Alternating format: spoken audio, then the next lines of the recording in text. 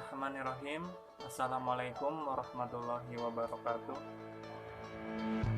Pada kesempatan malam hari ini, insya Allah kami dari kelompok 5 akan mencoba untuk mempresentasikan catatan atas laporan keuangan pemerintahan, di mana kelompok kami terdiri dari saya pribadi, Asmita, teman saya Dinda Jahratul Jannah, Liberty Masuk, Purnamasari, Rizka Novitasari, dan Imania. Oke, kita mulai saja pada materi yang pertama. Pengertian dari catatan atas laporan keuangan pemerintahan. Laporan keuangan adalah laporan yang berisi informasi keuangan sebuah organisasi.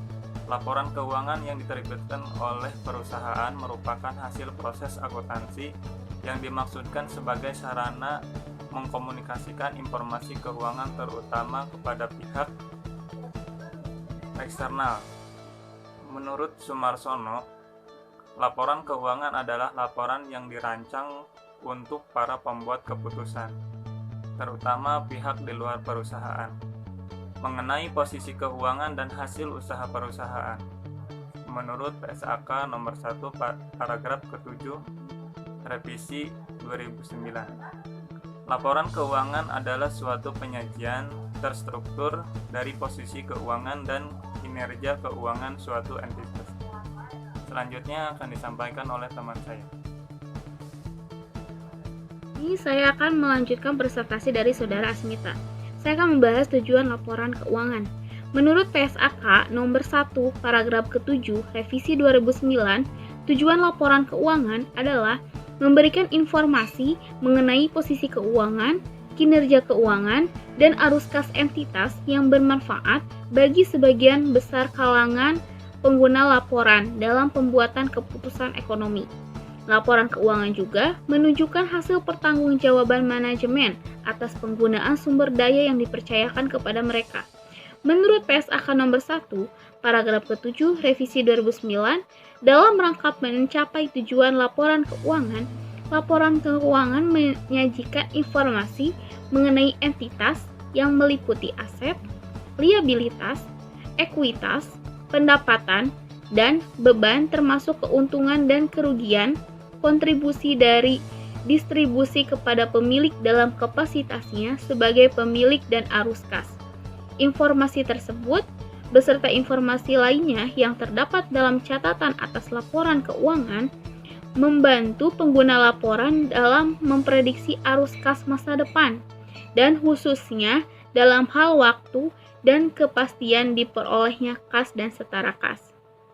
Pengertian catatan atas laporan keuangan atau disingkat CALK agar informasi dalam laporan keuangan pemerintah dapat dipahami dan digunakan oleh pengguna dalam melakukan evaluasi dan menilai pertanggungjawaban keuangan negara, diperlukan catatan atas laporan keuangan atau CALK. CALK memberikan informasi kualitatif dan mengungkapkan kebijakan serta menjelaskan kinerja pemerintah dalam tahapan pengelola keuangan negara.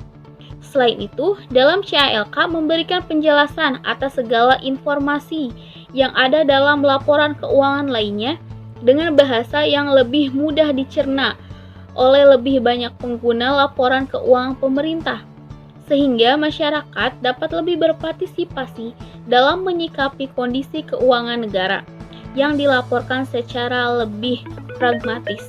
Catatan atas laporan keuangan meliputi penjelasan atau daftar terinci dan analisis atas nilai suatu pos yang disajikan dalam laporan realisasi anggaran, laporan perubahan saldo anggaran lebih, neraca, laporan operasional, laporan arus kas, dan laporan perubahan ekuitas.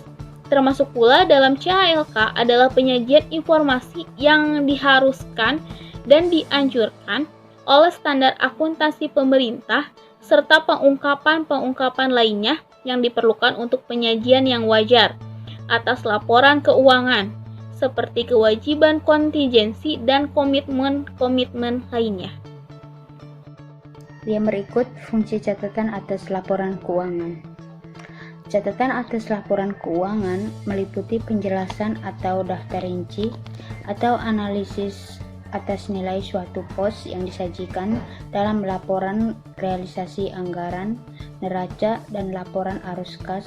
Setiap entitas pelaporan diharuskan untuk menyajikan catatan atas laporan keuangan sebagai bagian yang tak terpisahkan dari laporan keuangan untuk tujuan umum. Catatan atas laporan keuangan harus disajikan secara sistematis. Setiap pos dalam laporan realisasi anggaran, neraca, dan laporan arus kas harus mempunyai referensi silang dengan informasi terkait dalam catatan atas laporan keuangan. Catatan atas laporan keuangan dimaksudkan agar laporan keuangan dapat dipahami oleh pembaca secara luas, tidak terbatas hanya untuk pembaca tertentu maupun manajemen entitas pelaporan. Oleh karena itu, laporan keuangan mungkin mengandung informasi yang dapat mempunyai potensi kesalahpahaman di antara pembacanya. Untuk menghindari kesalahpahaman, catatan atas laporan keuangan harus menyajikan informasi yang dapat menjawab pertanyaan-pertanyaan seperti bagaimana perkembangan posisi dan kondisi keuangan atau fiskal entitas pelaporan serta bagaimana hal tersebut tercapai sehingga memudahkan pengguna dalam memahami laporan keuangan. Yang berikut informasi yang termuat dalam catatan atas laporan keuangan. Catatan atas laporan keuangan menyajikan informasi tentang penjelasan pos-pos laporan keuangan dalam rangka mengungkapkan yang memadai antara lain: A.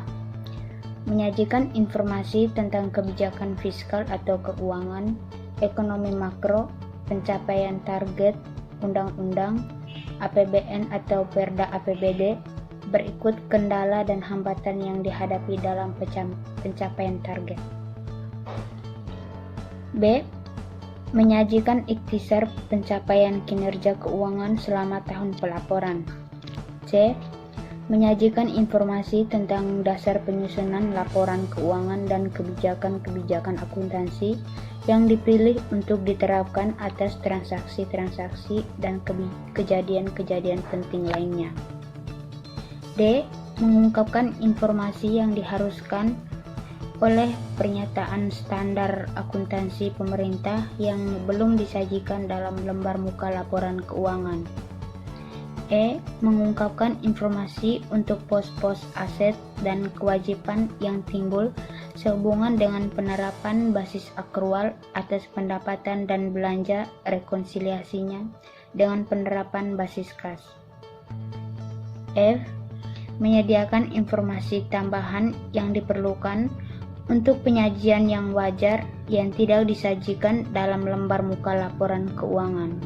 Secara lengkap, informasi yang harus dimuat pada catatan atas laporan keuangan sebagaimana diatur dalam Peraturan Pemerintahan Nomor 24 Tahun 2005 tentang Standar Akuntansi Pemerintahan yang dipertegas dengan Peraturan Pemerintah Nomor 8 Tahun 2006 tentang Laporan Keuangan dan Kinerja Pemerintah dan Peraturan Menteri Dalam Negeri Nomor 13 Tahun 2006 tentang Pedoman Pengelolaan Keuangan Daerah. Saya akan melanjutkan presentasi dari Liberty Masu tentang pengungkapan kebijakan akuntansi keuangan. Pengungkapan kebijakan akuntansi harus mengidentifikasikan dan menjelaskan prinsip-prinsip akuntansi yang digunakan oleh entitas pelaporan dan metode-metode penerapannya, yang secara material mempengaruhi penyajian laporan realisasi anggaran, neraca, dan laporan arus kas. Pengungkapan juga harus meliputi pertimbangan-pertimbangan penting yang diambil dalam memilih prinsip-prinsip yang sesuai.